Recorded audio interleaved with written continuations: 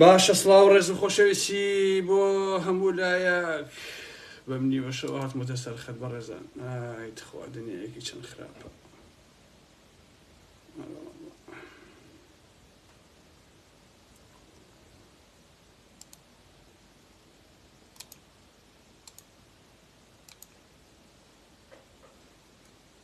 بەخێر بێن سەرچاوانی من هاتن ئەزیزانی من سەرچاوان.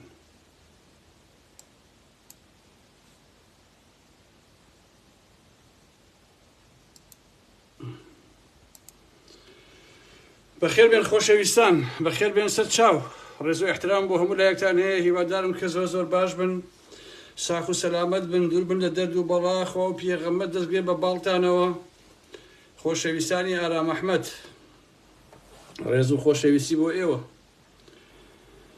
یەک دوو دەقیقا وەسین تاوەکو بە ڕێزانێکەوە بنەوە، لە دوایە ئەچینە ناو قسە باسەکان. ئەم شەیش کێ بەربەرداشەکەی ئارام ئەحمەد کە کەیفی خۆیەتی بەڕاستی، چونکە ئیتر خۆتان دەزانن من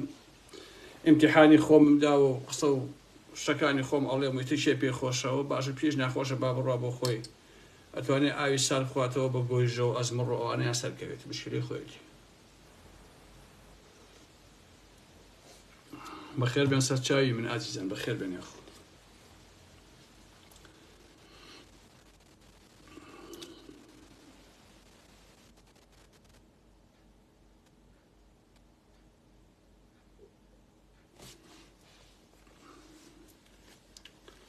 باکلەنسێکیشمان لا بێ کاکە سوزان و جاجارە ئاوایەشی پێ بکەین. ئەرێ بەڕێزان شەڕەکەی کاکە حەموو کاکە عەبەهین بوو کۆتایی پێ هات؟ وەڵی نازانم ئەمە شەڕە بوو بۆچی؟ تەواو بوو مشکلەکەیان حەل بوو حەل نەبوو بەڕاستی ئاگام لێ نەماوە نازانم کاکە گیان. ئەرەوەڵڵا بەرحەڵ کێشە نییە. عەزیزان من ئاگاداریەکەم بڵاو کردەوە بۆ من بەڕێزان و خۆشەویستان، بەڵام خۆتان ئەزانن کاتێکەوە مە قسەکردن زۆشتی کرد کە یەتە بەردەست ناتوانێت ئینسان لە ڕاستیا کە قسەی لەسەر نەکا. من زۆر جار خەڵکیەت هەندێک ڕەخناگرن کە بۆ من بەلامەوە سەیرە بەڕاستی. من بۆ خۆم پێم وایە کە پیاوەتی و شەهامەت و شەرافەتمەندی ئەوەیە کە تۆ دژی هەموو ئەو تاغوتانە ڕابوەسی. پیاوەتی و مەردایەتی ئەوەیە دژی ستەمکار بجەنجی، نەک لە ژێر ناوی ڕێز و احترام و فلان و فیسارە ملێ شۆڕکەیت و پێ دوای بێکەوە عالەمە جێر و جێش. ئەوانەی کە ئەیان بینم بە ناوی مێدیاکار و ڕۆژنامەنووس و نووسەر و ڕەخنەگر و هەڵەم بابەتانە ئاڵێن بەڕێز کاک مەسعود بازانی و بەڕێز کاک پاڤڵ و بەڕێز کاک فڵانی. من ئەوانە بە درۆز نەزانم و بە خەڵکی جەبا نەزانم و بە خەڵکە شەهامەتیان نییە و ئەوانە خەڵکانێکی بێڕێز و بێحرمەتن و ئەتوانم بڵێم سوکاتی بە ڕێز و بە خۆشەویستیەکەن و بێحرمەتیش بە پیاوەتی و مەردایەتیەکەن. خۆشەویستانی من بە بۆچوونی من کە هەروایشم کردووە پیاوەتی ئەوەیە کە تۆ دژی بێدادی بوەسی، دژی ستەمکاران بوەسی، بەڵام لە بەردەم خەڵکی هەژارە، لە بەردەم مناڵێکە، لە بەردەم چوزانم ئەوانەی تراکە ئینسان بە مەنای کەلیمە دەستش بەسنەوە بگری بیچەمیتەوە شێشی ئاساییە. خۆشەویستە من سێرم لێیە ئێوە قەسم کە ئێوە ڕووی دەمم لە ئێوە نییە، بەڵام هەر لەوانەی کە ئەو قسە ناکەن ئێوە شەق لە ژنەکانتان هەڵەدەن، سوکایەتیان پێکەن، ئازاری مناڵەکانتان ئەدەن، گوێنیان پێدەن، ئیهانەیان پێکەن، بە شەرێک لەم سۆشیال میدیایە نایەرێن ناوتان بهێنێ 100 گوێنی پێدەن بە ئارەزی خۆتان. دراوسەیەکتان جالای چەپ پێ هە لای ڕاست بێ یەک قسە بکە ئێوە بە هەموو تۆ نابەگژی ئاچنەوە، سەرفە نەزەر ناکەن لە ڕاستیە. لە سەیسایەقا لەسەر دوو هۆدە و هەیوانێک براکەی خۆی خەڵتانی خوێنەکەوەی کوژێ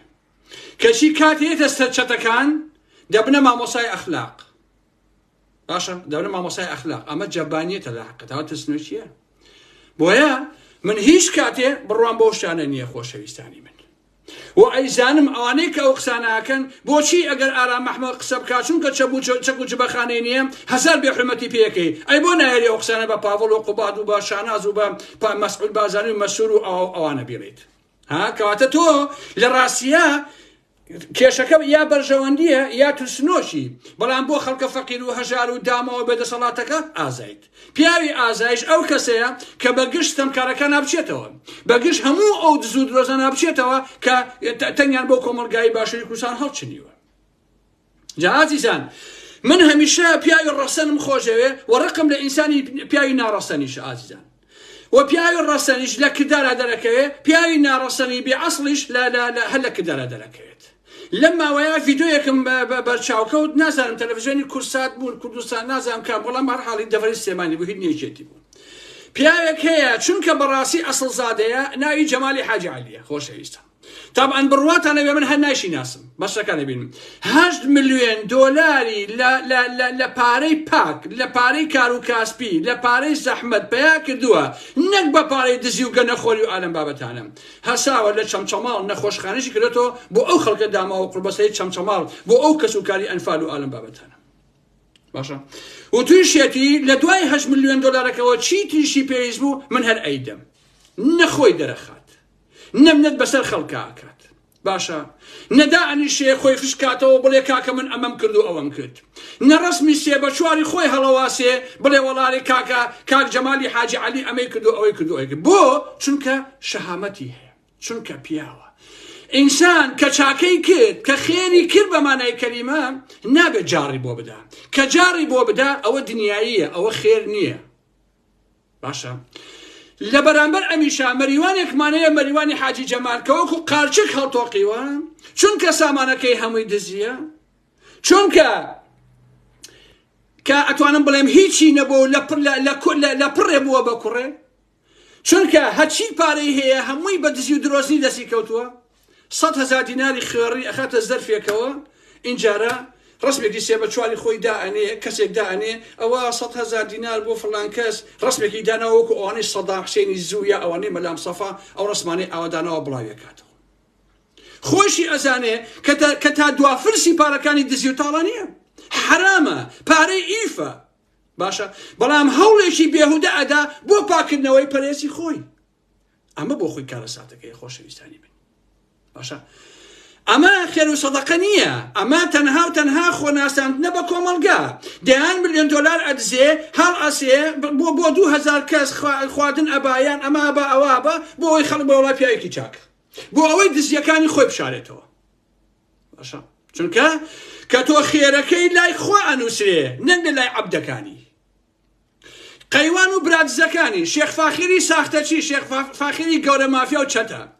باشە ئەویش خۆی و هەموو براکانی لە مەزادخانەکە کاتی خۆی پانکەی ئەندۆلایەکی ئەوەیان نەفرۆشت باش نییە بڕبەنیان نەفرۆشت بڕبەن بە پارەی ئەو میلەتە بە دزی و بەجێردەی هەڵەسێن ئەویش 4 زەرب ئەکات و 4 خواردن ئەیژەرە بەم لاولایە و وەڵاوە جەماعەتی قەیوانە شێخ فاخیرە و خێرەکات و ئالەم بابەتانە بەس بۆ یەک کۆمەڵی خەڵک بڵێ وڵای پیاوی چاک بابە تۆ تەواوی سامانەکەی ئەو میلەتەیە دزیوتە وەکو ئەوە وایە 1000 دۆلار بزی 100 دۆلار بێ بە خەڵک بۆی خەڵکانە بڵێ وڵای پیاوی چاکە من پێتان ناڵێم پیاوی چاکە ئێوە دزن هەموو ڕۆژێ 1 ملیۆن دۆلار بن بە خەڵک هەر دزن چونکە پارەکەتان دزیە بەڕاستی ئەمە بۆیە باسم کرد بۆی کە بیزان وردە وردەشتنەوە باسەکانەوە سەعالیکە هەمووتان ناوتان بیستووە سعدی ئەحمەدپیرە ئەوەی کە کچەکەی قەرداخی کردی بە 10 دۆلار بۆ خۆی کردی بەشتی خۆی سەعالیکە نەکێشووە سەعالیکە کاکە خۆ ئافرەتی گیر نەبووە شوی دا شێریشی بۆ لەش نەکرد داخی من ئەوە نییە من باسی سەعالیکە شێری بۆ نووسێ ئای سەعادیان تۆ زۆر قۆزی سەر وەک سەبەتە لود وەک ترۆزی ئاوا دانیشە شیعر بە سەعالیکە ئەڵێ سەعالیکە ئەڵێ یەکێتی سوال بۆ گەلەکەیەکات باشە ناحەقمە بڵێم ئەمە عمقێکە عەلاوەی کەریە خۆشەویستانی بن سەعالیکە تو ئەو شەرەف و ئابڕۆی کەنیتە یەکێتی سوال بۆ گەلەکەیەکە ها یەخوا خۆ ئەو ڕۆ ڕشکا لەگەڵ ئەبوو جەهلا کۆنە باسی بەڵام هەر کەسێ کە لەژێ سایی بەعسا ژیاوە بووە بە بەعسی کەرامەت و ئابڕووی هیچی نییە سەعالیکە ئەمە مەلەفەکەی بەعسی بوو ئێستا زمان حاڵی یەکێتیە ئەڵێ یەکێتی سوال بۆ گەلەکەیەکات لە من و تۆیە ڕووی بەهبی درۆزن ڕەش بێ ئەگەر سەعالیکە ئەگەر یەکێتی سوالکە بۆ خەڵکی کوردستان خۆزگا یەکێتی نیشتیمانی بەس دزی لە خەڵکی کوردستان نەکردایە لە دوای نەوەیەکەوە بە شەرەفم ئێستا ئەو ناوچەیە خۆشترین ژیانی ئەبوو خۆزگا بنەماڵەی بارزانی بەس دزیان لەو میلەتە نەکردایە ئێستا خەڵک شاهانە بۆ خۆی ئەژیا تۆ شەرم ناکەی سەعالیکە و درویان ناکەی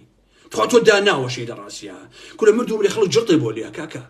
تۆ بۆ خۆ بی عەقڵ کردووە باشە من تێناگەم ئینسان کە تا تەمەنی هەڵبخشێ ئەبێت تۆزێ بە ئەخلاق و بە ئەتوار. ئێستا من عەزیزان جاری وا هەبووە هات سەردەمانی پاڵتاک و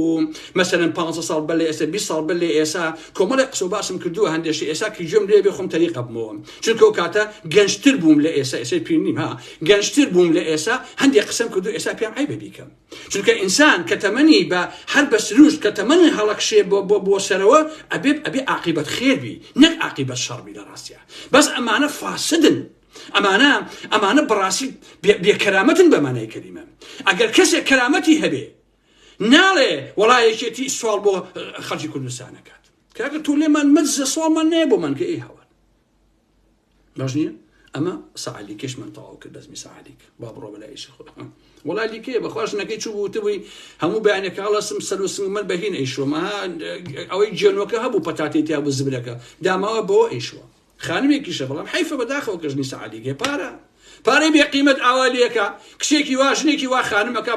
بەژنی سەعالیک پارەیە عەزیزانی من چی لێکی کاک ژن هەیە بۆ سیروان بازانی ڕوتە بێتەوە ژن هەیە بۆ شێخ فاخیر و شێخ ئەحمەدی قەیوان ڕوتە بێتەوە ئەی هاوار ژن هەیە کاکە نازانم بۆ کێ و کێ ڕوتە بێتەوە تەنها لەبەر پارەکانیان نەخۆ لەبەر نییە کە خۆیان پیاو بن یا خۆیان ئینسان بن عەزیزان ئەرەوەڵە عزیزان حساباتی دەستگای بەخشین بچینە سەر ئەوانی شوور لە کولایتر پیا ڕۆمە خوارەوە عەقڵی ئارام ئەحمە و چی هاتەوە هەمووتان بۆ باسەکە خۆشەویستانی حساباتی دەستگای بەخشین ساڵانە چەندین ملیار دینارە چەند ملیۆنێکی لی ئەدەن بە هەنێ مناڵی بێباوک ئەوی کێشی بۆ خوان ئەدزن و حەپەلوش یەکەن تەواوی ئەو ڕێکخراوانی کە لە باشووری کوردستانە هەیە لە سەدا 92 ئەمە ئیش و کار و کاسبیانە بۆی ئەم هەموو ڕێکخراوەی زۆر بووە باش نییە چەندیم لێت نەبوو. دوای مەسەلەکەی مەلا هەورامان و حاجی عەتاکە من بۆ خۆم هەموو شتەکانی باس کرد و بڵاوم کردەوە ئێستا دەسەکەیان کەشف بووە ئیشەکەیان کستر بووە بەڕاستی چونکە لای خەڵکی کوردستان متمانەیان نەماوە بەڵام ئێستا هاتوون بە ناوی غەزە و فەلەستینەوە داهات و پارەکۆکەنەوە و عاتیفەی خەڵکی موسڵمانانە ئیستیغلالەکەن ئەیانژێنن پارە و ئەنە کۆکەنەوە ئەساس ئەمانە یارمەتی غەزە و یارمەتی فەڵەستین و ئەلەم بابەتانەتە. ئازیزانی ئارام ئەحمەد لە کەرتی ڕەفاح چەند جارێک بە لۆگۆی بەخشین و ڕابیتەوە عەلاگە خواردنێک دابەش کراوە. کەرتی ڕەفاح ئەو ئاوارانەی لێیە کە شوێنی شەڕی حەماس و ئیسرائیلان بەجێهێشتووە واتە لەو ناوچەیەش لە ژێر چاودێری ئیسرائیلە هاوکاریان پێگا کە ئەو هاوکاریانەش لە ڕێی قەتەر و ژمارە حسابیەکی کە ژمارە حسابەکە ئەمریشیە بە تەحداو ئەڵێم تا ئێستا دەنچێک برنجیان نەگەیانوە بە حەماس و ئەو کەسانەی لە ناوچەی جەنگدان یەک دنکە برنجیان نەگەیاندوە خۆشەویستانی من بەس پارەکۆکەنەوە بۆ خۆیان باشە. دەستگای بەخشینی کۆمەڵ دەستگای هانای خێرخوازی یەکگرتوو بەردەوام ئەمانە لە ناوخۆیانە کێشەیان هەیە چونکە مەسەلەکە پارەیە مەسەلەی فکری جیاواز و نازانم ئالەم بابەتانە نییە تەنها مەسەلەکە پۆڵ پارەیە نە عەلی باپیر نە سەلاحەدین بەهادین ئەو کێشانیان پێ چارەسەر نەکراوە حتا ئێستا کە لەگەڵ ئێوە قساکەم چەندین جار ئەو دوو سەرۆکە واتە سەلاحەدین بەهادین و مامۆستا مەلا عەلی باپیر باشە دەنگەدەنگی زۆریان هەبووە لەگەڵ بەڕێوەبەرانی ئەو دوو دەستگا خێرخوازیە بەڵام نەیانتوانیوە کێشەکان چارەسەرکەن. ئەوانەی لە دەستگاکەن چونکە باشی لێ خۆن بە هیچ شێوەیەک ئامادە نین دەست بەداری پۆستەکانیان نابن خۆشەویستان چونکە ئاگاشیان لە هەموو نهێنی و گەندەڵی و قۆڕخکارەکانی حیزبەکەیانە بە ئاسانی حیزبیش پێیان ناوێرێ تا بتوانێت ئیجراعاتیان لەگەڵا بکە یا بتوانێت ئەم حیزبە دووریان بخاتەوە. ئازیزان تەنانەت کەسێک هەیە بە ناوی بوخاری جەمیل کە ڕێکخراوەی هانای خێرخوازی هەیە حاجی کاروانی زاوایان کە ڕێکخراوەی بەختەوەری هەیە بە جیا داهات کۆکەنەوە سەلاحەدین بەهادین و حیزب هیچ سەیتەرێکی نییە بەسەریانە. ئازیزان سەیتەریان نییە کۆیەکەنەوە بە ئەرزی خۆیان چۆن تەسەڕوفی پێکەن ئاوا پێوە یەکەن. دەستگای بەخشین و سۆمای چاوانی کۆمەڵ بە هەمان شێوە حیزب سەیتەرەی نییە بەسەریانە بەبێ هیچ داتایەکی پارەیەکی زۆر و بێشمار کۆکەنەوە کەمێکی لێدا بەشەکەن لە میدیاکان نابڵاویەکەنەوە ئەوی کێشی بۆ گیرفان ئەوەشی بۆ عیرفان. سۆمای چاوان کەسەر بە ڕێکخراوەی خوشکانی کۆمەڵە ئەوە جگە لە تەواوی مەڵبەندەکان کە پارەی زەکات و خێر و سەدەقە وەرەگرن بە ویستی خۆیان دابەشیەکەن چۆنیان بێ ئاوا تەسەڕەفی پێواکەن. بۆیە کاتی خۆی من لە بیرما کەستافی نەخۆشخانەی بەخشین ئەمە ئەو کاتە بۆیان باسکردم خۆشەویستان بەڵام ئەوە بابێتە بەدەستم دوڕاستی تااقەتم نامنا بیرمە چێ دکتۆر سەروەر و تەواوی ستافە ئیداریەکەی بە زۆر دەستیان پێ لە کار کێشانەوە کێشەی سۆر گەورەیان تووشی ئەو جەماعەتە کرد جەماعەتی دکتۆر سەروەر لەسەر حەق بوون چونکە زۆر بە وردی بەدۆداچوونم کردووە کووناوکن بزان نازانم دکتۆر سەروەر کێیە بەڵام من ئەڵێم ئەگەڕێم بە شوێن سەرچاوەکانە بۆی بیدۆزمەوە چونکە خۆیان نەخۆشخانەکان دروست کردبوو مەکتەبی سیاسی کۆمەڵ کتابی تەزویریان دروست کردبوو بۆ تاوان بارکردنی دکتۆر سەروەر و ستافەکەی کتابە تەزویرەکە دەست و خەتی ئەنوەر سەنگاوی بوو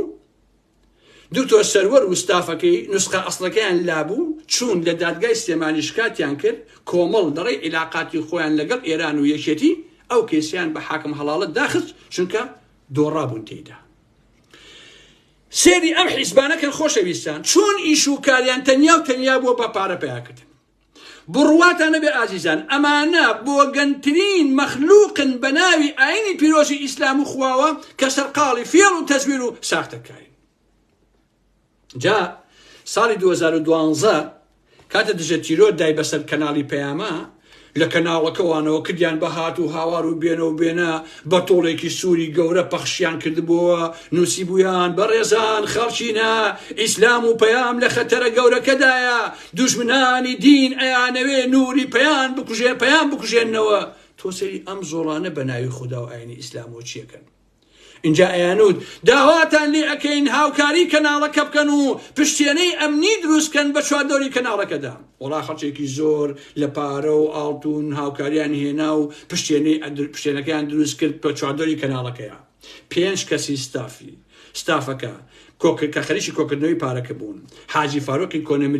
مدیر ئەنوەر سەنگاوی مەحەمە حەکیم حاجی یاسین حەسەن شێخ فەخرەدین بڕی 800 ملیۆن دینار بە نووسراوەی فەرمی کۆکراوەتەوە جگە لە ئاڵتون و ئازوقات تاوەکو ئەم قسانەی کێسە ئارام ئەحمە ئەیکا هیچ کەسێک نازانێ ئەو پارانیان چی لێ کردووە و هیچ ئەسەرێکی ئەو پارێنی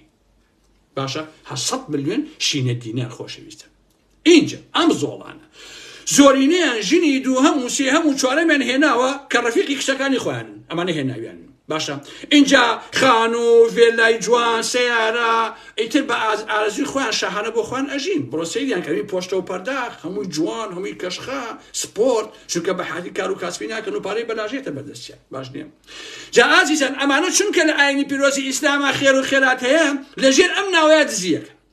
بە دەگمەڵ ڕێکخراوەی خێرخواسی هەیە دزیتیان نەکرێ خۆشەویستانی من باشە ئێستا ئەم ڕێکخراوانە بوونەتە کانگای پارە پەیاکردن و سێکس باسی و فەسادی بڕواتانە بێت هەر قسێکیشیان لەگەڵ ئەەکەی بێشەر بە ناوی ئەڵڵاه و ئەکبەر و شەرعەوە ئەیانەوێت دەمی پێدا بخەن باشە عەزیزانی ئارام ئەحمەد باقمە لەو چایە بدەم دوو قسەتان بۆ بکەم خوددا یەکەم جار فریشتەکانی دروست کرد تەنها عەقڵی دانێ و شەهوەتی نەدانێ دووەم جار هات و هەرچی فرندە و ئاژەڵ و ئەوە هەیە هەمویانی دروست کرد شەهوەتی دانێ بەڵام عەقڵی نەدانێ دوجار هات مرۆڤی دروست کرد هەم عەقڵی دایە هەم سێکس و شەهوەتەکەشی دایە باش نییە بەڵام پێی وت کە چۆن ئەتوانێ ئەم دوانە بەکار بهێنێت ئەوەشی پێوت بە ئینسان من لێرەدا وەکو ئارام ئەحمەد دوور لە مەسائلی سیاسەت و دزی و جەدەی ئەمانە بۆ یەک دوو خولەی جۆ لە ئارام ئەحمەد بگرن من قەناعەتم وایە یعنی ئەمە بڕوای خۆم وەکو پیاوێک وەکو ئارام ئەحمەد نوێژ ئەگەر بۆ خوددا نەبوو ئەم نوێژە باتڵە حەج و عەمرە ئەگەر لە پێناوی خوددادا نەبوو ئەگەر بۆ پاکردنەوەی ڕۆح نەبوو لە پیسی و چەپەڵی و خراپەکاری ئەو نوێژ و حەج و عەمرەیە باتڵە هیچ سوودێکی نییە خوددا خێر و حەج و عەمرەی ڕیاکار و درۆزنی ناوێت ئەو کەسەی کە خراپەکاریەکە و لە خوددا ئەپارێتەوە تا لێی خۆش بێ ئەگەر خودداش لێی خۆش بێ هەر خراپەکار بوو لێی خۆش بووە ئینسانی موسڵمان دەبێت لە خوددا بترسێ و ئەبێ خراپەکاری نەکە یان کە جارێت تۆبەی کرد ئەبێ ئیتر نەشێتەوە سەر ئەو ڕێگەی خراپەکاریە و تۆبەکە نەشکێنێت ئەمانە ئەمڕۆ ئەدزن فەسادی ئەکەن دایان پیسی ئەکەن بەیانی تۆبە ئەکەن دوو بەیانی دەست پێ ئەکەنەوە سێ بەیانی تۆبە ئەکەنەوە هەمووشی لەژێر ناوی ئیسلام و پەیامەکەیدا سەرقاڵی ئەم کارانن بۆیە لە زیهنی مندا وەکو ئارام ئەحمەد سێکسیش ئەگەر لە پێناوی ئەوین و عیشقدا نەبوو ئەوە سێکس نییە، ئەوە تەنها کردێکی ئاژەڵیە، چونکە هەموو ئینسانێ دەتوانێت بەبەر ئاژەڵێکیشەوە بنیشێ و ئەتوانێت سێکس بکات. بۆیە بەڕێی من باسی پیاوەکەم، باسی میاو ناکەم. پیاو نابێ بۆ ژنێ ڕوود بێتەوە ئەگەر بەڕاستی خۆشی نوێت. هەرچەندە هەندێک پیاوی خۆم ئاسا ئەمەندە غروریان هەیە بە دەگمەن کەلیمەی خۆشەویستی دەمیان دەرەچێت، بەڵام کردارەکە حسابە، نەک تەنها وتن و ئەلەم بابەتانە. چکە خۆم وەکو پیاوێ لە تەمەنی خۆمان لە هەر لە گەنجیبەوە کەمترین ئەم وشەیە وەکو دەرمان بەکارهێناوە، زۆر بە سڵفە ئەو وشە بەکاربێنم. باشم لەبەر ئەوەی چیش، لەبەر ئەوەی لەوە تێگەیشتوم وشەی خۆشم ئەوەی، وشەی عاشقتم، وشەی ئەویندارتم هێندە سوک کراوە، هێندە بێقیمەت کراوە، هێندە بە درۆ بەکار هاتووە، هیچ مانایەکی نەماوە و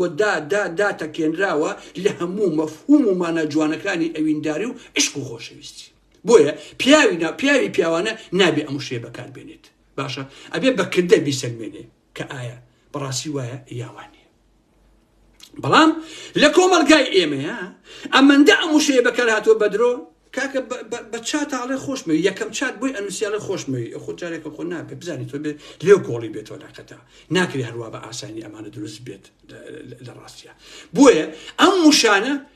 ماناکانی خۆی، یعنی ئێسا وای لێ هاتووە ئەم وشەی ئەویندارتم، عاشقتم، خۆشم ئەوەی ئەمانە تەنها لە ئەدەبیاتە ماناکانی خۆی ماوە. باشە تەنها لە شیعرەکانە بەڕاستی جوانیەکانی ماوە، نە لە مەیدانی عەمەلا درۆکە. باشە ئەمڕۆ تەلەڤیزیۆنەوە کچ و کوڕێکە دانیشن، کچەکەڵێ من بەبێ ئەو ئەمرم بەبێ ئەو ناژیم، بەڕاستی من عاشقی بووم، وای ئەمرم بووی بە ساق و بە قوربانی بم، وەڵا سێ مانگی پێشێتە سەر خەت، وەڵا جیابووینەوە لێتر بۆچی دادەژیان، وەڵای تر چوزانم نەکرا و نەگونجێن و ئالم بابەتان. قسەی قۆڕە، یعنی شتەکە بووە بە گاڵتەجاری. باشنیە جا لێرەوە ئەوە بە ئێوە ئەمانە و تایبەت سەلەفیەکان دەڤەری سلێمانیان پڕ کردووە لە فەساد خۆشەویستان، زۆربەیان چواژنیان هەیە، ئەمانە گروپ سێکسی ئەکەن، درۆ ئەکەن، بڕواتان نەبێ وەکو من ئازابن قسەکانی خۆتان بکەن. باشە من بڕوام وایە، یعنی بیرکردنەوەی خۆمان پێڵێ ژنێک کە خۆی ئەچێ بە ژنێکی تر ئەڵێ وەرە شوبکە بە مێردەکەی من، باش نییە حاڵ لە دوو فەقرە بەدەن نییە بەڕێی من، یا ئەو ژنە باش نییە حەزی لە ژنە لەگەڵ یا ئەو کارە بکە واتە مێومێ، یا ئەم ژنە مێردەکەی ناوێ خۆشی ناوێ لەگەڵی ناشوێن لێ جیابێتەوە، ناشوێ لەگەڵ یا بخەوە سێکسی لەگەڵاکە، مەجبور ئەچێ ژنێکی تر ڕازی ئەکا ئەیهێنێ بۆی شوکا بە مێردەکەی بۆی لە کۆڵ خۆی بێتەوە. باش نییە؟ یا ئەوەیە ئارەزوی گروپەکە، ئەوانەی کە چواژنە و سێژنیان هەیە، بیانەوێ یان نایانەوێ، خۆیان بشارنەوەی یان نا، خۆیان شەریف بکەن و بڵێن ئەی بە ئارام ئەحمەد تۆم قسانەیەکەیت و ئێمە ئەهلی موسڵمانین و ئێمە ئەوە قەسەم بەخوا درۆکن، قەسەم بەخوا درۆکن. کاکە تۆ ئەم شەو لەم ژوورا ژنێک هەیە سێکسی لەگەڵاکەی، سێژنەکەی تر سبەی شەو ئەزانن کە تۆی شیان ئەهێنی لەلایەکەیت، یان دوانیان ئەهێنی بە ئارەزوی خۆت پێش وزانێت. بۆیە بەڕێی من ئەمانە ژیانێکی ئاژەڵیانە ئەژین، وەکو ئاژەڵ ئەژین، بەڵام بەداخەوە بە ناوی ئاینی پیرۆزی ئیسلامەوە. بڕۆن سێری قسەکانی هەر هەمویان کرد. باشە لە تیکتۆک ئەڵێ لە نازانم لە سۆشیال میدیا بەگشتی تیڤیەکان ئەنم بابەتانە، جگەر لە مەسالەی خێر و خێرات بۆ پارەکۆکردنەوە، جگەر لە مەسەلەی ژن و سێکس لەم تەوەرەیان نەبێ هیچ شتێکی تریان پێ نییە. باشە تەنها ئەم قسانیان پێ بۆ کۆمەڵگا دەرخواردنی موجتەمەعیەتن. باشە لەم ماوەیە گوێم لە مامۆسایەکی ئاینی بوو ئەیوت پێویستە لە کوردستان کچان و کوڕان لە قوتابخانەکان لە یەک جیا کرێنەوە، ئەمە حرام و ئەوە بابەتانە. ئێ کاچی خۆم بە قوربان تۆ بە مێژوە بچۆرەوە، خۆ ئەمە ئەلفوبایە، ئەمە شتێکیەوە عەجیب و غەریب نییە. باش نییە 45 ساڵە لە ئێران لە ژێر دەسەڵاتی جمهوری ئیسلامی ئێرانە کچ و کوڕ و ژن و پیا و لە یەکتر جیاوازن، ئەچیتە دایرەیەکەوە دەستیشی دەشێشی دەسایە کە وەرەقەکە دەیاتێ. باشە هەمووتان ئەو ڕاستی ئەزان. ئێستا ئێران کانگای فەسادە، ئێستا کانگای سێکسە ئێران. باشە بە پەچەکەوە بە ئاباکەوە کانگای سێکسە سێکس. ئێستا خەڵک لە هەموو گۆشێک و ئەچێ بۆ شیمالی ئێران بۆ ڕاباردن بۆ سێکس، بەس چاوی بە دەرەوەیە کە خۆر و تەکاتەوە ئەچێ سێکس دەکات. چ عیلاقی بەسەرەوەیە؟ لە لوتکەدایە تلیاک و حەشیش و دەرمان و هەژاری و بەدبەختی لە لوتکایە لە ئێرانە. باشە لە ئەفغانستانە هەر بە هەمان شکڵ لە جەزائیر و پاکستانە هەر بە هەمان شکڵ لە تەواوی ئەو وڵاتانە هەر بە ماش کشتە لە شقام و کۆڵانەکانە پڕ لە سێکس فرۆشی هەمووشی مەحاجەبەیە هەمووشی بە حاڵ چای بە دەرەوەی بنمونە باشە بەڵام پڕیشە لە فەساد و لەبێ ڕەوشتی کشتیوان نییە پێدوابێ ئەگەر کۆمەلگایەک جلی مەدەنی لە بەرابێ فەسادی زۆرە ئەگەر کۆمەلگایەک هەمووی حیجابێتی فەسادیتیانێ بە پێچەوانەوە ڕێک باش نییە ئەوەی کە حرام و ئەوەیە ئێوە مەرغوبی ئەکەن لە ڕاستیە بڕۆ سێری جیهانی عەرەبی سیر کە کاکە باشە لە هەر شوێنێکە ئەمانە دەسەڵاتیان بەدەستەوە بێ ئەو کۆمەلگایە پڕە بێ لە هەژاری لە فەسادی لە ئەلەم بابەتانە ئەمە مێژوو پێمان ئەڵێ لە ڕاستیە مێژوو پێمان ئەڵێ باشە کاکە عەزیزانی من خۆم پیاوم کاکە ژن بەجلەوە پیاو زیاتر حەزیریەکە و دوایەکەوێت باشە بڕواتان هەبێ پیاو وایە باوەڕتان نەبێ خۆشەویستان لەو سەر بەحرەی داناخە مانگێکی تر بڕۆ دوو مانگی تر بڕۆ بە هەزاران ژنی ڕوت بە گونە ڕووتی لەو سەر بەحرا دانیشتون شۆرتەکەشیان لە پیانی شۆرتە نازان دە پێ قوتەیە چیە دەدی برادانی هەولێرا لە پیانە نییە وەڵڵا پێ بێزی ناسێریشیان کاکە باشە کە لەم دیۆ ئەڕۆی ژنێ ببینە کە هەموو جانی جلی لەبەرایە تۆ باشتر سەرنجی ڕائەکێشێ و باشتر سەیرەکەیت ئەمە ئاوایە لەبەرەوە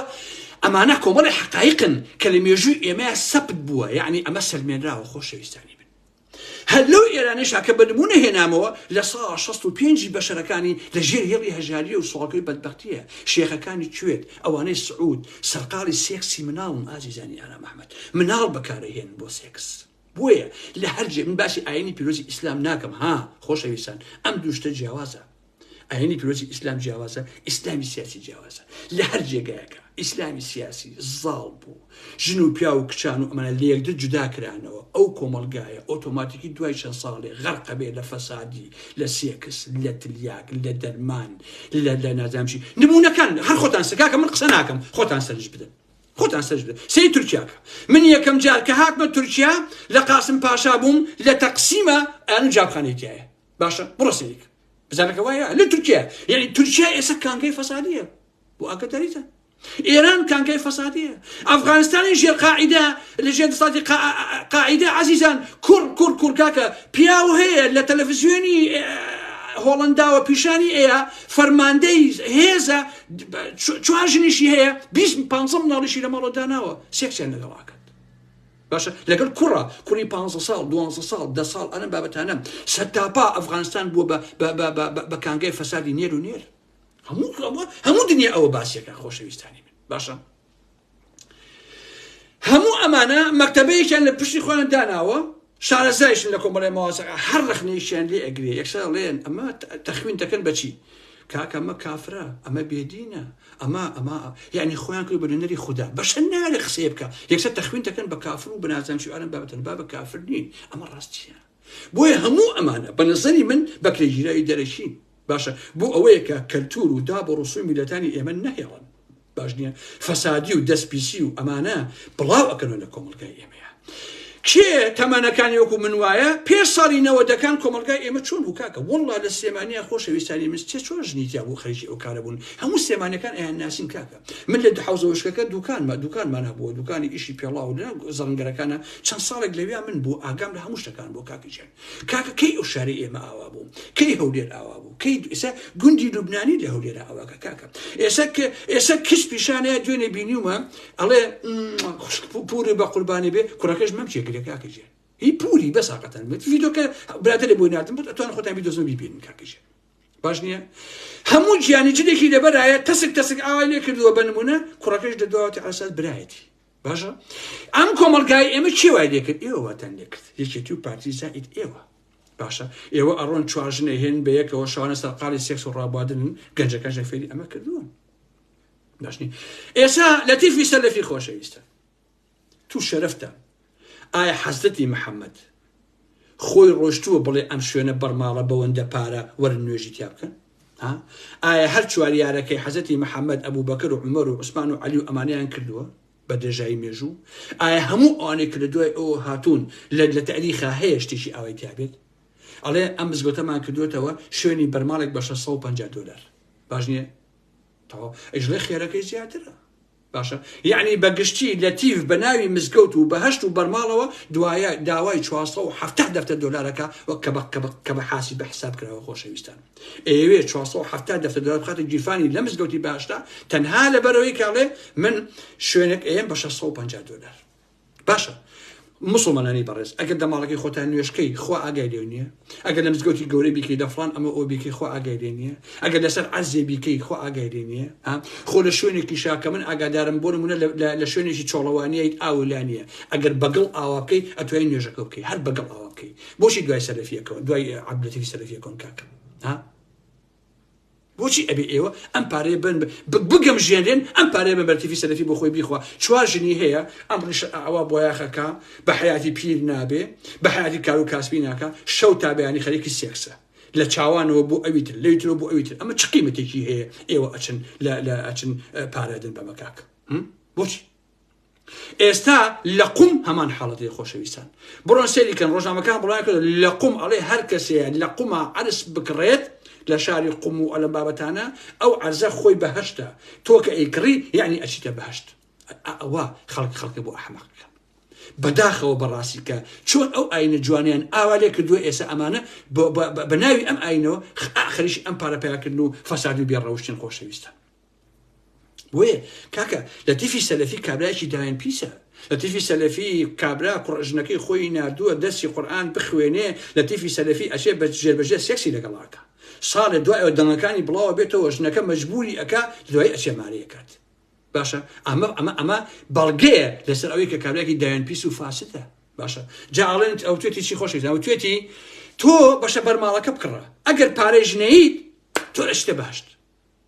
تو شرف خۆشەویستن ئەمە ڕێک ئەوەی خومێنی وایە کاتی خۆشی خومێنی کە شەڕی ئێران و عێراق کرا شتێکی کردووە ملی پازدارەکانەوە ناوە هەمووشێکی تیا بوو ئەیان و کە تۆ ئەکوژەی یەکسە ئەچی بۆ باشت باشە لەسەری نووسرا بوو ناوەکەی بۆ نمونە ئارام ئەحمەد فڵانی ئەوە موالدی ئەوەنە ئەوە ئەوە ئەمە ئەوە تۆیتە ناسراویت هەرکە کوژای دەکە شەڕ لەگە سەدام حوسێنە تۆچتە باشت ئاوە ملیۆن ئینسان کوژە تاکەی ئێوە باجی ئەم شتانە هاتن تاکەی ئێوە دوای ئەمانە هاکەون هەیشە گوێم لێ بۆ ئەوە نەزانە ئەڵێ ئەگەر لە پێناوی خوا بێ ئەیکەم چی لە پێناوی خۆیان کاکە لە پێناوی خۆیان نییە بە قوربانێ بم ئەوە لە پێناوی جیفان و گەڵوگونی عەبدولەتیفی سەلەفیایە کورد و کرمانجی ئەو شەسەمەنە دەرە کە دۆ ئەیت نایی بە بەرماڵ ئەی بە گەڵوگونی لەتیفی سەلەفی باش ئەو بزانی پێ ناخۆش نەپێیان ئەمە ڕاستیە باشە خۆ عەقڵیەوە بە ئێوە یعنی تا ئێستا نازان شەیتان و ڕەحمان لە یەک جیا بکەنەوە کاکە لەتیفەکان شەیتانن شەیتان ئەمانە دەجالن دوای تەرسی ئەمانە مەکەون خۆشەویستان ئەوەی کە دەرتیفی سەلەفەکەی دوای تەرسی ئەم دەجالانە ئەکەوێت ئەمە کارەساتە خۆشەویستانی من ئاو هەموو مزگەوت و جارێ ئێمە لە کوردستانی باشوورە خۆشەویستان لە کوزانی ڕۆژهەڵاتیشە لە تا لە کوزانی باکوورە لە ڕۆژ ئاوایشە ئەوەی کە زۆرە مزگەوتە لە ڕاستیە یعنی کۆمەلگای ئێمە پڕێتی لە مزگەوت خۆشبەختانە بڕۆ لێ نوێژەکانی خۆ بکە بڕۆ خواپەرستی خۆ بکە کاکە مەبنە باعیسی ئەوەی ئەمانە بە پارەکانی ئێوە کۆمەلگا پڕکەن لە کاری شەیتانی و لە فەسادی و لە بێڕەوشتی ئەم کارە مەکەن پارە مەدەن بەم ساختە چیانە خۆشەویستانی ئارام ئەحمەد بڕۆ لە ماڵەکەی خۆتان نوێژکە کاکە ئالێران نوێژکە کاکەژێن مامۆستا عەلی باپیر ها بۆ ماڵەکەی من خۆشەویستان ئەوەی زاواکەیشی سەفەرێکی تر نازانم ناوەکەی بیر نەماوە پێم وایە وەزیر بووها بۆ ماڵەکەی من ئالێوا بەیەکۆ نوێژیان کرد ڕویان کرد دەقی بلۆ نوێژەکەی خۆیان کرد لەسەر ئەو فەرشە خۆشەویستانی من تەواو تۆ نوێژ بۆ خواکە کاکە خوا ئاگەریت لەکوێ نوێژەکەی کاکە گیان لە هەر گۆشێکی ئەم دنیای نوێژکەی خوا لەو قبوڵەکە ئەمانە ساختە چین باوەڕ بەمانە مەکەن باشە دوای چی لە تیف مەکەون خۆشەویستان بەشێک لە کاری لەشفرۆشی سۆزانێت ئەمانە بڵاویان کردوتە لە کۆبڵگای ئێبە باشە ئێوە خۆشەویستانی ئارام ئەحمەد ئێوە لە خۆ تاوە چاوبن و قێنن بیرکەنەوە لە خۆتان پرسیارکەن لە تیف هیچ کارێک ناکە بە حیاتی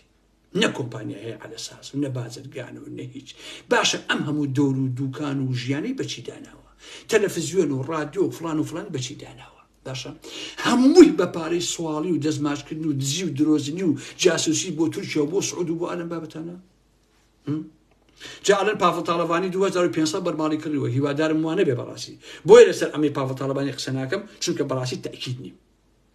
تأكيد نیم ئایا پاڤڵ کارێکی وای کردووە یان نە ئەگەر تأكيد بم بەڵگەم دەستکەوێت کە پاڤڵی جەلال تاڵەبانی 2500 یا 3000 بەرماڵی لە تیفی سەلەفی کڕیوە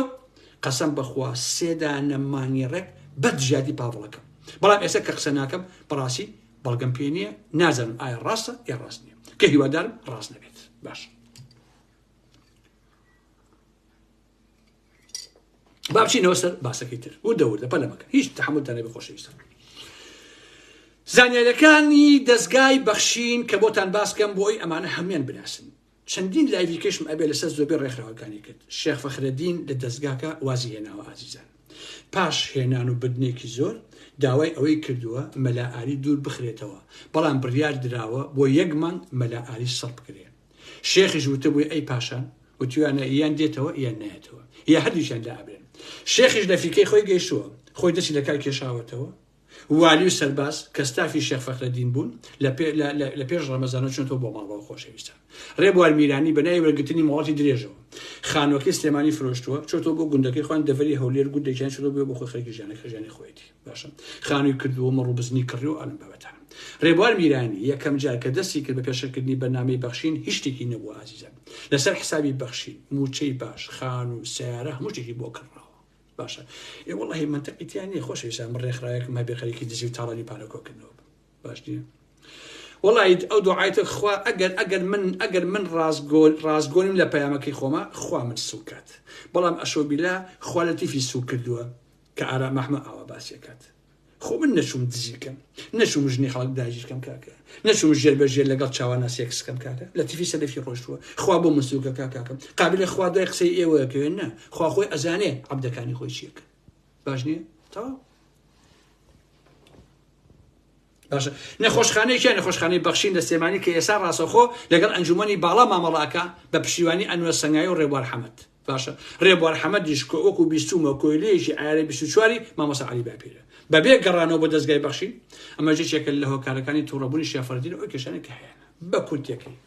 هەموو ئەمانە خەریکی پارەکۆکردنەوە و دزی و ئالم بابەتە ئەمەوێ ڕاست ڕوان پێ ئێوە بڵێم ئەکسەریەتی ئەم ڕێکخراوانە چ ئەوانەی بەناوی ئاینی پیرۆزی ئیسلامەوەیە کە بەناوی خێرخوازیەوە چ ئەوانەی بەناوێکی ترەوەیە باش نییە سەر لەبەریان یا لە سەدا 99 سەرقاڵی پارەکۆکردنەوە و سێکس و ڕابواردن و خۆدەوڵەمەندکردنن ئەمە بخەنن مێشکی خۆتان ئیش و کار سێکس پارە بەناوی دینەوە خێرەکەشیان هەر بۆ ڕابواردن و ئەم بابەتانە وایان لێ هاتووە خۆشەویستان جاکاتی خۆی بۆ نوکتە ئەموت پێشمەرگە پارتی هەیە پارتی تاوان زۆڵە پارتیەکانیش دانیشێ حەز لە ژنێکەکە بنمونە ژنێکی خۆشەوێت ئەڵێ تەکلیف لە ژنەکەیەکە ژنەکە ڕازی نابێت ئەڵێ تو گۆڕی مەلام سەفا ئەگەر لەگەڵ ماوە کارە نەکەیت ژنەکەش پارتیە مەلام سەفای خۆشەوێ تو بۆ گۆڕی مەلام سەفا سوێنە خوارد یەکسەر ژنەکە ڕازی بێت ئەم ئیسلامیانیش پارتیەکان ئەوە زۆڵن ئەڵێ ئەگەر ئەمەمان لەگەڵاکەیت و الحەمدولیلا ئەچیتە بەهەشت ئەگەر سێکسم لەگەڵاکەیت و ئەوە بکەیت باشە ئەمەش خەڵتان تەواو اینجا مەلا مەسهەرێک هەیە جا ئەو مەلا مەسهەرە ئەڵێ قمقمۆکێ لەسەر هەموو شتێک قساگەهان لە خۆیەوە باش نییە باشە من تێناگەم مەلا مەسهەر تۆ چۆن تااقەتی هەیە ئەو قسەیەکی ماڵی کاول بێخەوە تۆ شەو ڕۆژ ئەڵێ جیکەنیت باش نییە شەو ڕۆژ تو دەمت ناوەسی ئەرێ تۆ عیب ناکەی ئەرێ کاکە تۆ بۆ خۆ کردووە بەگەڵتە چاکاکە باوکم بە قورئان باوکم بەخوای گەورە مەلا مەسهەر شەتر عەرەب بخۆی تۆ کەس پێ ناڵێ عافیەتی بێت تۆ قسە بۆ چێکی کاکە والله خەڵک پێ ڕابێرە کاکەژێن با قورئان خەڵک گەڵتەی بە عەقڵەیە تۆ قسە بۆ چێکی بە قوربان باش نییە مەلا سالار چۆمانی خۆشەویستن چوار ژنی هێناوە سیانیشی تەلاقاوە چوار ژنی ڕیز کردووە بۆ خۆی ئەم مەلا سالار من هەموو ئەو مەلایەنە ڕێزم هەیە بۆ مامۆسایانی ئاینی ئێساش لە کوردستانی باشوورە بە هەزاران مامۆسای ئاینی محتەرەم و دیندار و شەریفمان هەیە کە لەو کۆمەلگایە کارەکە بەڵام من ئەمانە ڕێزیان ناگرم ئەو مەلایە کە ئیش بۆ پارتیەکە ها دانیشێ هەر لەخۆ ئەڵێ ئەوەی کە لەگەڵ بە پارتی چی ئەڵێ ئەو مەلایەی نازان چی ئەمەی لە هەولێرە خۆشەویستان کابراایەکە خوارێکە ئەڵێ ئالبیژی بە مزگەوتەوە ناوە خوا ڕسوای کردووە مەلایەکی پارتیە هەر دانیشێ هەچ فتوا ئەدا لەسەر بە قەزەنجی پارتی بنە ماڵی بازانی من ئەمانە بە مەلای بە مەلا نازانم ئەمانە هەمووی جاسووسن پاراستنن ساختەچین پیاوی میتن پیاوی ئەمە پیاوی ئەوەن ئەمانە ئینین بەڵام بە هەزاران مامۆسای ئاینیمان هەیە هەمووی ئینسانی محتەرەمە ئینسانی شەریفە ئینسانی ڕێزدارە من هەمیشە ڕێزی ئەوانە ئەخەمە سەر و سەرچاوم بەڕاستی ئەو مامۆستا هوشیار جافەرانیە پێڵاوەکانی خەمە سەرم ئەو مامۆستا هوشیار جافەرانیە باشە هەموو ئەمانە ئەەکەم بە قوربانی پێڵاوە کۆنەکانی ئەو پیاوە بە گوێم لێ بوو ئەو مەلا هوشیار جافەرانیە ئەڵێ من زەکات و سەرفوترەی کەسم نامەوێت کەس بەخێوم بکە خۆم بۆ خۆم کاسبیەکەم و ئەژی نابمە مشەخۆر بەسەر خەڵکەوە باشە ئەڵێ بە شەرتی ئیمامەتی بۆ بکەم بەخێوم بکەی ئەڵێ من ئەم کارە ناکەم ئەمەیە مامۆسای ئاینی کاکە ئەمەیە وشیا جافەرانی کە مامۆسایکی ئاینی ئاوا قساکە من ڕێزی ئەمە ئەگرم بەڕاستی من ئەم مەلایە لای من ڕێز و حرمەتی هەیە نەک چواژنی هێناوە شەو تا بەیانی خەریکە سێکسە و بەیانیش ئەڵێ ئارا مەحمە من مامۆسای ئاینیم بۆ چۆن ڕێزم ناگری کورە من ئاینی ئیسلام لەسەر سەر و لەسەر چاوم بەڵام ڕێزی تۆ ناگرم کاکە تۆ شەیتانی تۆ درۆکەی تۆ خۆ بە ئاینی پیرۆزی ئیسلامە هەڵواسیەوە بۆ فەساد و بێئەخلاقی و پارەکۆکردنەوە دزی نایکەم تا ئەوەیە بۆیە ئەو مەلا هوشیارانە ئەمانە مەلان ئەمانە پیاون ئەمانە ئینسان ئەمانە خواپەرستن نەک ئێوەی دوومەڵ باشە سەدان مامۆسای ئاینی شەرافەتمەندی ئاوا پاکمان لە کوردستانی باشوورا هەیە ڕۆژانە و پێنج فازر لە مزگەوت تا ئیشەکانی خۆیانەکەن سەر چاو ڕێز و حرمەتم بۆیان هەیە بەڵام ئەم بازرگانانەی کە چەند ساڵە پێیابوون هەڵتۆقیون لای من هیچ ڕێزێکیان نییە ئەم بابەتە لای من کۆتایی هات اینجا ئەڕۆین بۆ شتەکانی تر خۆشەویستانی ئارام ئەحمەد تەحملتان هەبێت بەڕێزان هەندێک کەسە دەڵێ لایڤەکان درو درێژەوە بە نوێ سەعات تەواوی کە تو ئالم بابەتانە کاکە گیان من نایم چارەکی 20 دقیقە قسەکە من بابەتم هەیە بابەت ناتوانم بۆ هەر شەوێ دابنیشم 20 دقیقە بێم بە فریا ناکەم کاکە کۆمەلگای باشوور پڕ بۆ لە فەسادی کاکە کێ بڵاوی کاتەوە بە قوربانە بم ئەگەر ئارام ئەحمەد بێ خۆش دە کەسی واتان نییە بڵاوی کاتەوە هەموو بابەتە لەبەرەوە تکایە تەحملتان هەبێت تا بابەتەکان پێشکەشەکەم ساعاتێک با ساعاتێک قسەکەم قەچێکە خۆ دنیا ناگۆڕێ با بڕێن بۆ هەڵەبجە خۆشەویستان سەرۆکی زانکۆی هەڵەبجە ناوی مەهاباد کامیلە مەحاجەرەی بۆ زانکۆ دروست کردووە 7 ملیۆن لێت زیوە خۆشەویستان هەمووی بەڵگەم لەلایە بۆ لە بابەتە باش نییە ئەمانە سەرانە لە هوتێل هەڵەبجە پاڵاس وەرەگرێت چونکە هوتێل هەڵەبجە پاڵاس مەشروب ئەفرۆشێ دەبێت پارە بۆ نوخشەی قایمقامیش بنێرێت باشە نوخشەش سەرانیان ئەسێنێ نوخشەی قایمقامی قنەڵ پچڕاو لە سلێمانی لە گەڕەکی کازیەوە کە ناوی دانیاسیتیە هەموو قاتەکەی کڕیوە بە 120 دەفتەر واتە 1,200,000 دلار باشە نوخشە تۆ لە جۆ بوو قمقمۆکە لە جۆ هێناوەتەوە هەموو پارەیە تۆ قاتێکە بۆشێ زۆر جوانی بنە عەرزیلە زۆر جوانی کاکە آخر ئەگەر قسە ئەەکەم ئەڵەن ئارام ئەحمەد عەیبە تۆ نابێت و ئەوە ژنە و کاکە کە تۆ دزیت کرد ژن بی یا پیاو بیت پیر بی یا گەنج بیت فەرقی چییە دز هەر دزە کاکە ئێ نەخشە گیان وەڵڵا تۆ لەسەر کۆش بووی بە قایمقام کاکە لەسەر کۆش باشە کاکە ئێوە کۆمەلگاتان فەساد کرد بە فاسدی خۆتان چاوەکە لە شو ئەم پارێتان هێناوە ئێوە ئەم شتانەی پێکرد شوقەیەکەیە خۆشەویستان چەندین قاتە هینەش بەدین ناوێکە فاخرترین شوقەی سلێمانی نەم شوقانە جا ئەم شوقانە هەمیشە کۆتاقاتەکەی زۆر گرانە وەکو باسیەکەن زیاتر پارەدارەکان دزەکان ئەوەی کە بە ئیف ئەژین ئەمانە زیاتر ئەم قاتان ناکرد ئاوا ئەمانە ئەژینە سەر حسابی ئێوە خۆشەویستانی من کە منیش باسییانەکەم لە کاگارە ئای بە کاکە چۆنە بێت و کاکە بۆ نابێ کاکە وەڵی ئەبێ هەموو شتێکیان بەرامبەرکەی باشە ئاواتێکی لە قایمقامێت داناوە خۆشەویستان بە حساب ئەمە خۆبەخشە بەس دزی فزیەکە بۆیان باش نییە ڕێکخراوەی هەڵوێس هەیە وەسڵەکانی کەشف کرد کە هی نوخشە لە مەطعەم ئازادی ئیمامێکی هێنانیان خواردووە خۆشەویستان تۆ سەر ئەو هینە بۆ هەموو ئەو خەڵکانەی کە ڕۆشتوون هینیان خواردووە مەسەن سادیان خواردووە لە وەسڵەکانیشانە قۆزی تۆ وەرە لەوەی شادزیکەی ئارام ئەحمەد بمرێ لەوەی شادزیکەی باوکەڕۆ تۆ 50 کەس بەری بۆ مەطعەم بۆ شوێنان بچن نان بخۆن هەمووی سادە بخوا تۆ هەمووی قۆزی بنووسی بۆی پارەکەی بخەتە گیرفانە تۆ دە چی ئەدزن باوکەڕ ئەمە ئەوەیە کە ئەڵێ بەلا قورئانە بڕا بیسمیلایەکەی دزێ بەڕاستی ئەمانە بەلای قورئانە بڕۆن بیسمیلایەکەی دزێت باشە اینجا دوایەوە ئەم نوخشە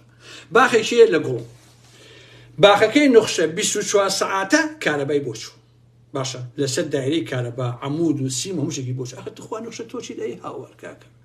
کورە بۆ خاتی خوا پاڤڵ تاڵەبانی ئەی هاوارد کاکە تۆ بۆ نایگوێنە ئارام ئەحمەدگری کاکە کورە کاکە دەبێت پیاتان نێمە خوارە بە تۆی شاکاکە ژیان ئەرێ کاکە تو خوا نوخشە چییە ئەی هاوار ها نوخشە چییە کارەبای بۆ بەری بۆ باخ و بۆ گوڵپ و نەزانم چیوانم بابەتانە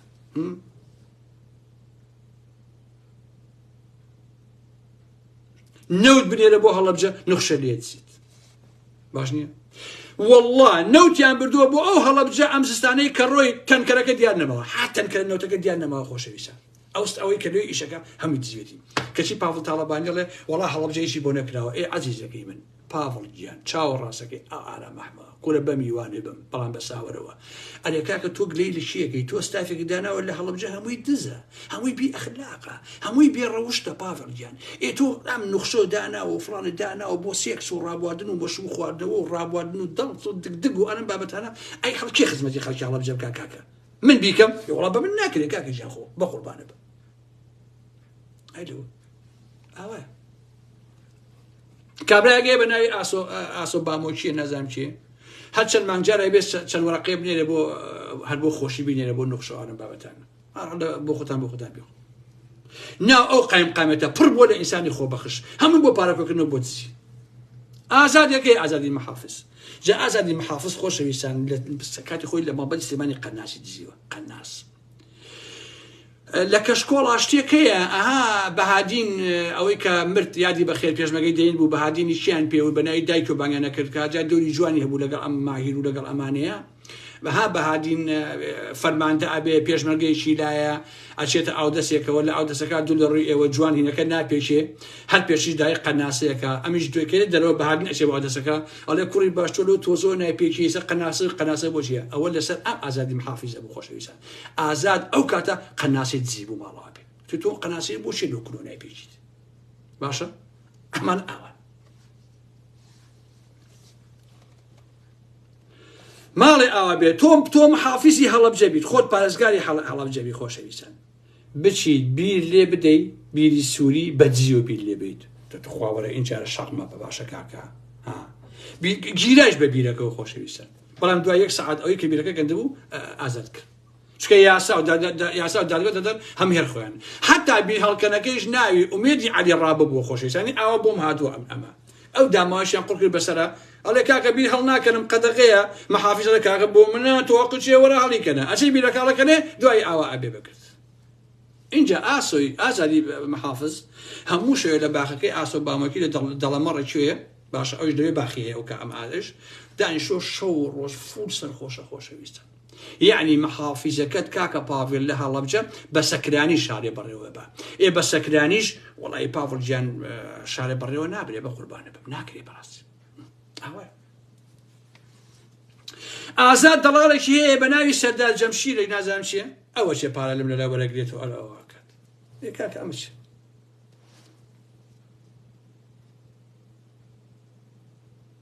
چیتان لێ بکەم من باسی کام دزی و گەندەڵی ئەوە بکەم کوێستانی هەیە کوێستانی شارەوانی بە تەنسیب ڕۆیشتووە دەزانکۆی هەڵەبجە بۆ خۆی لێ داوامەکەش ئەو ئازادی محافیزە خۆش لە 2020ەوە هەتاوەکو ئێستا کۆمپانیای خۆڵ و خاشاک و ئەمانە کە من ئاگام لێ بێت نزیکەی 40 ملیۆنی وەرگرتووە سەوتەکەیشی ئەو کاتە بڵاو کرایەوە هەمومان سەوتەکەشیمان بیست یەک کەسیش ئیجاعاتی لەگەڵا نەکرد یعنی صوتی ئەو ئازادە بڵاو بووە کە 40 ملیۆنی وەرگرتووە کەس ئیجاعاتی لەگەڵا نەکرد بۆ چونکە هەمووی دیسە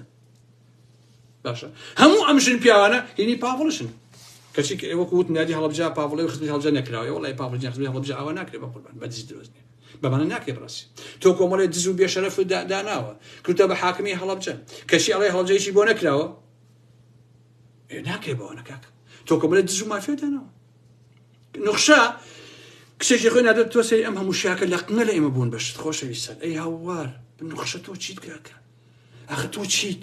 عەقڵەکە مەعریفەکە چییە تۆزێک دەم و پلوسێکسیێت هەر لەبەرەوە کاکە نییە کچێکی خۆی نادێت دەڕێی وڵات لەسەر حسابی حکومەتی هەرێم بۆ خوێندە معقولە بە لۆری مێز و کورسی و کۆمپیۆتەر بڕوا بۆ لاپتۆپ بڕوا بۆ هەڵەبجەیەکی دیار نەمێنێ خۆشەویستان هەمووی دیچی هەمووی خوراوە جا عزیزانی من کۆمەلگایەک ئەمانە حاکمی بن ئەمانە دادوەری بن ئەمانە بەڕێوەی برن ئەمە دەرەجەکە ئێستا کۆمەلگای باشووری تێ کە غەرقی فەساد و بێڕەوشتی ئەمەشمان تەواو کرد با بڵێن بۆ کەلار ئەبێ ئاوا سوور بێنە بەم لایە خۆشەویستە باش نییە عزیزان ئەمەشان بۆ تەواوەکەم باش گوێ بگرن لە دادگای کەلار دادوەرێکی ساختە هەیە کە زۆر جار باسم کردووە ناوی قاسمە ئێستا نەقڵکراوە بە سێمانی باشە لەگەڵ چەند دادوەرێک کە هیچیان ناوی نازمە سەرقاڵی پارەکۆکردنەوە بە تلخۆری بوون چەندین ساڵە باشە عەباسێکەیە کە بەڕێوەبەری مەرجی پەروێزخانە ئەو ئەمبرایی خۆی داناوە تەنها بۆ چی قاسم معتبرای عباسە کە بەڕێوەبەری مەرجی پەروێزخانە هەر کەسێ داوای لەسەر بێ لە دادگای گرمێ ئەم کابرا بە بەرتیل و بە پەڕەش و بەمانە ئەمانە بەڕەڵایەکە هەچی دزی و گەندەڵیش هێشایەتەوە. باشە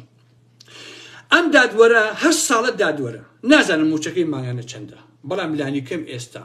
ئەوەی کە من بە شوێنە گەڕاوم تا 150 تا 200 دەفتەر دۆلار مڵک و ماڵی هەیە ئەم کابرێ جایتی پارەی نووست و پارەی خەواڵ و ئەمانە نازانم چەندێ ڕاستیە ئەمانشی هەیە. ئاوە هەر ئەم دادوەرانش بن خۆشەویستان مەلەفی کوشتن و ئازاردان و تێڵایان کە بەو گەنجانە ئاکێشان لە کفری و کەلارە لیان ئەدان باشە هەتا مەلەفەکەی داخست ئەم حاکمە لیوایەک و چوار لە پاسەوانە بکوژەکانە ئازاد کرد بەرامبەر ڤێلایەک لە ڤێلاکانی سەر ڕووباری سیروان. جا تۆ بێنە پێشای خۆت خەڵک کوژێ لە دوایە بخێنە زیندانەوە تۆ بژی بە پارە ئازادیان کرد. ئێستا ئەم دادوەرە کە ناوی قاسمە نەقل کراوە بۆ سلێمانی. هیوادارم پاڤڵ تاڵەبانی قاسم نەقل بکە بۆ کوێ باشە خۆشەویستان ئەو دادوەرە کورد بینێنە بۆ کوێنە دیەک ڕسوایکە بەڕاستی. جا داخەکەم خۆشەویستان ئەم کۆمەڵگایی ئێمە بە دێژایی مێژوو ئازیزانی ئارام ئەحمەد هەر ئاوا هێناوێتی ئێمە بۆیە بە هیچ نابین. باشە بۆیە بە هیچ نابین. لە سەردەمی چنەوە ئەگەر لە 1000 ساڵەوە سەیریکەی هەر ئاغایەک هەر دەرەبەگی هەسەر عاشێتی هاتووە بەس خەریکی ژن و سێکس و پارە و ئەمە بووە تەنها و تەنها بیریان لە نەوەکانی ئایندە نەکردوتەوە بیریان لەوە نەکردووە سبەینی ئەم کۆمەڵگای ئێمە چیرێت. باش نییە هەتا شێ مەحموود نەبر شێ مەحموود هەر بووە بۆ خۆشەویستان شێ مەحموودش ڕۆحی شاد بێ تازە لە ژیاندا نەماوە ئەزانم کاری باشەی هەبووە ئەزانم شاعیر بووە ئەزانم ئەوە هەبووە ئەزانم زەحمەتی کێشا و بریندار بۆ ئالەم بابەتانە ڕێزم بۆ هەموو ئەمانەی هەیە بەڵام بەداخەوە شێ مەحموود لە مەسەلەی پارەیە نەرم بووە وەکو تاڵەبانی و نەشوام سەفا و مەسعود و ئالەم بابەتانە حەزی لێ کرد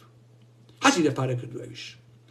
ئێستا کە خەبەرم پێ بۆ هاتووە خانوویەکەی شێخ سالاری حەفید کە لە توی مەلیکە